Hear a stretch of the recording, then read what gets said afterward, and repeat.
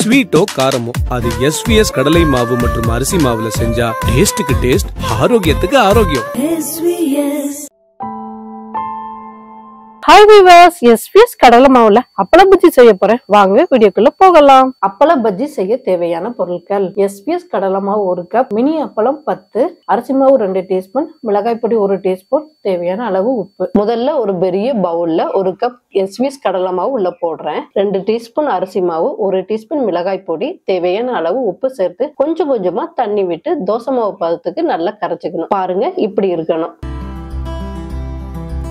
அடுப்பை பத்த வச்சு இரும்பு கடாயில பொரிக்க தேவையான அளவு எண்ணெய் ஊத்திக்கலாம். எண்ணெய் நல்லா சூடாயிருச்சு. இப்ப கலக்கி வச்சிருக்க கடலை மாவுல அப்பளத்தை நல்லா முக்கி எடுத்து கொதிக்கிற எண்ணெயில மெதுவா ஒவ்வொன்னா போடுங்க.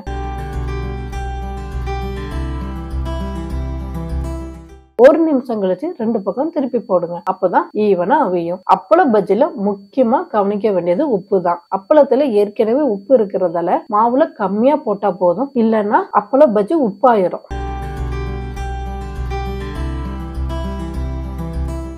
ஒரு நிமிஷம் நல்லா வேக விடுங்க. பாருங்க, நல்லா புஷ்ஷுன்னு வருது. அப்பளம் ரொம்ப சீக்கிரம் வெந்துடும். இப்படி கலர் வந்ததும் எண்ணெயை நல்லா வடிய விட்டு எடுங்க.